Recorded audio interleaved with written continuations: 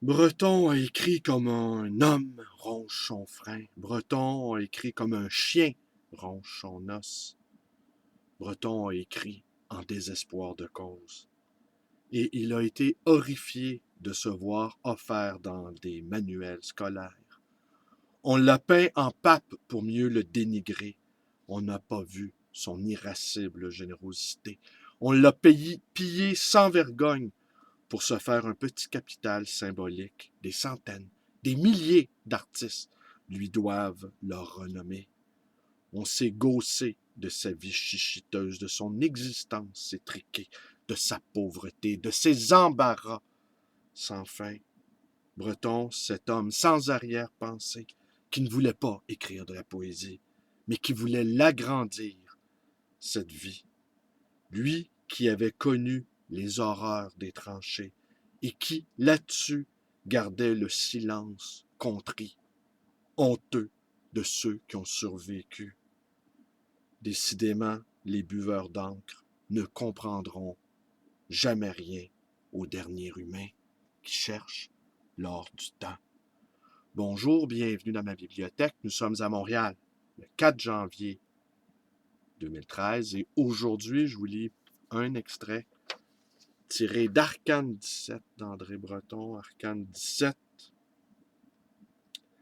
qui a été écrit lors de son séjour au Canada en pleine guerre, en 1944. Et dans le tarot des Bohémiens, l'Arcane 17 est l'étoile, symbole d'espérance, de liberté et d'amour. Mais c'est aussi, Elisa, la compagne du poète, sa seule inspiratrice. Et c'est à elle qui dédie ce récit de rêve. L'isolement sur cette côte de la Gaspésie aujourd'hui est aussi inespéré et aussi grand qu'il se puisse.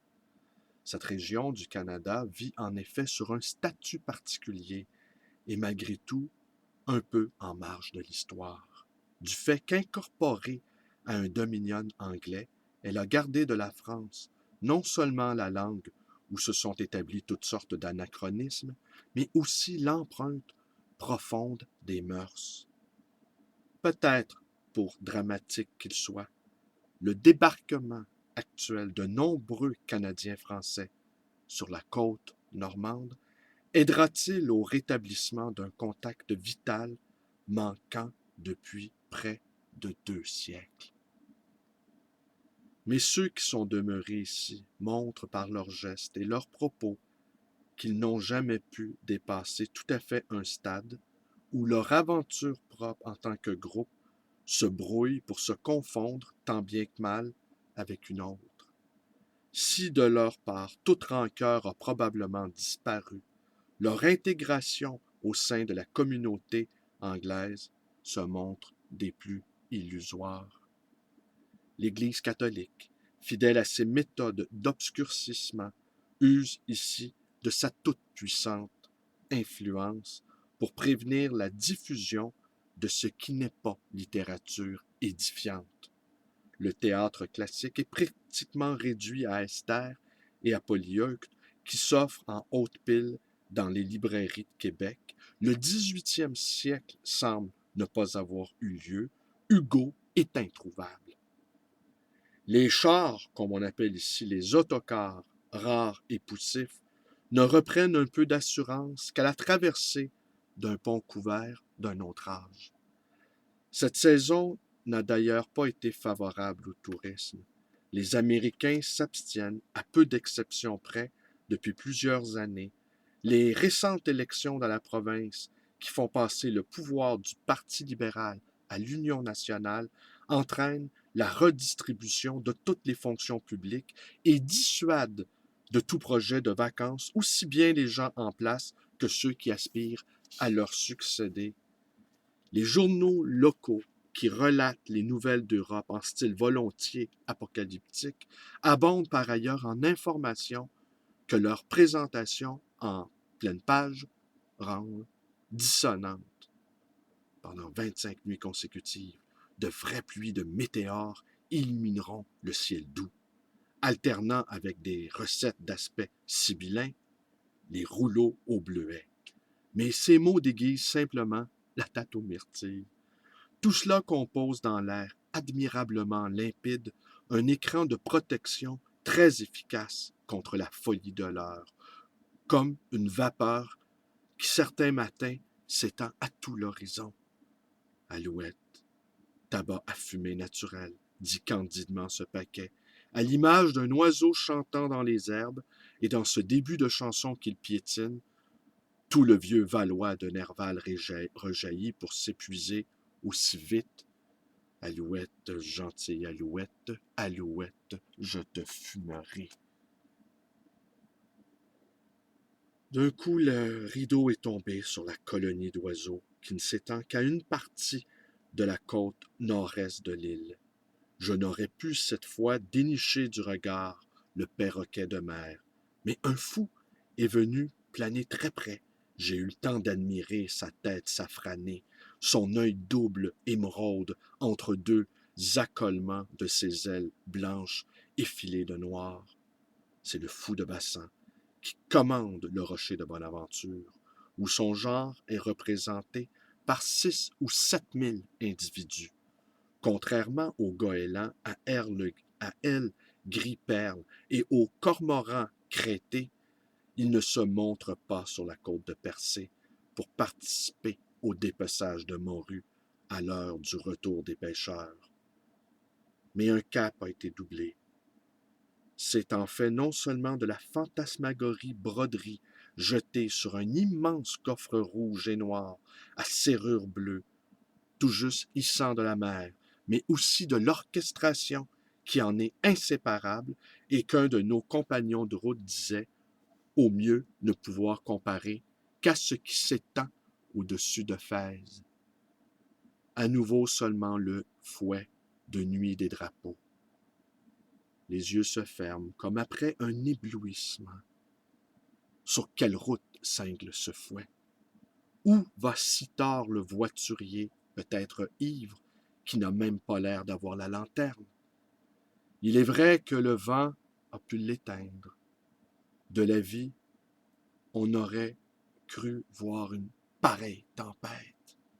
Et l'attelage imaginaire s'engouffre dans une faille qui s'ouvre, qui va s'élargissant toujours davantage au flanc du roc. Et, le temps d'un éclair découvre le cœur supplicié, le cœur ruisselant de la vieille Europe alimentant ses grandes traînées de sang répandu. La sombre Europe, il n'y a qu'un instant si lointaine. Sous mes yeux, les vastes cailloux rouges et rouilles se configurent maintenant avec des taches d'or excrémentielles parmi des cascades d'affûts et d'hélices bleues. Il y a même, souillant le tout, de vastes éclaboussures d'encre, comme pour attester qu'une certaine sorte d'écriture, apparemment très pratiquée, n'est rien que moins qu'un venin mortel, qu'un virus qui attise tout le mal. Et pourtant, sous ce voile de signification lugubre, s'enlève un tout autre avec le soleil.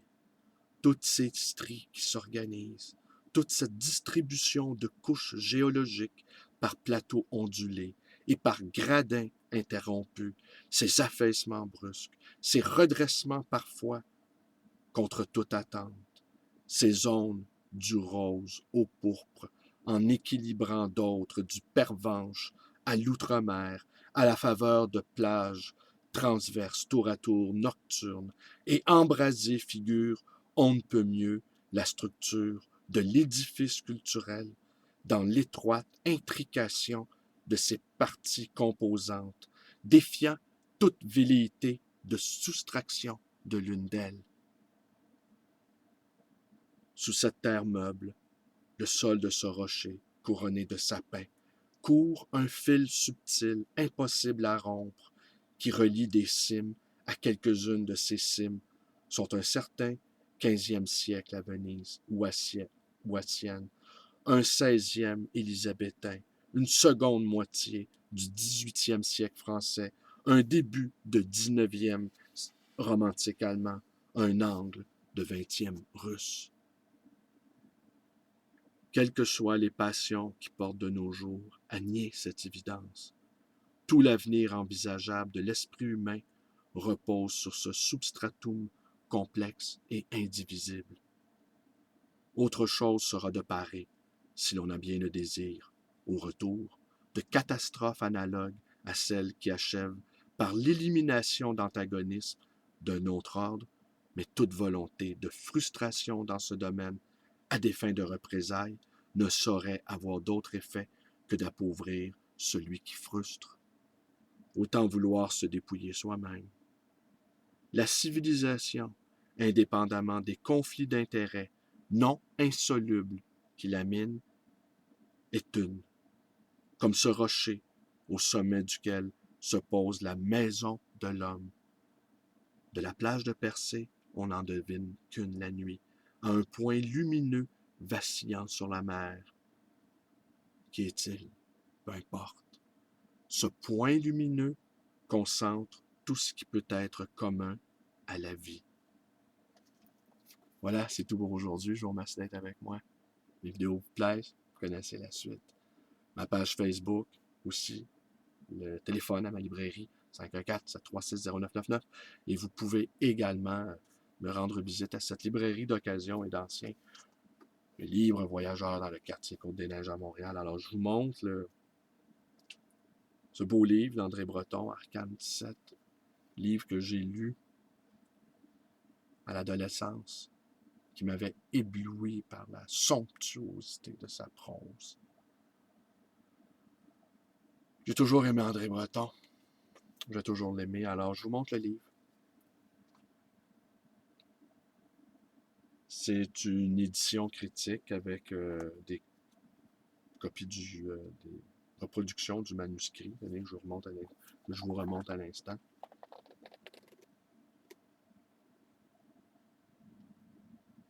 Voilà, c'est tout pour aujourd'hui. Merci.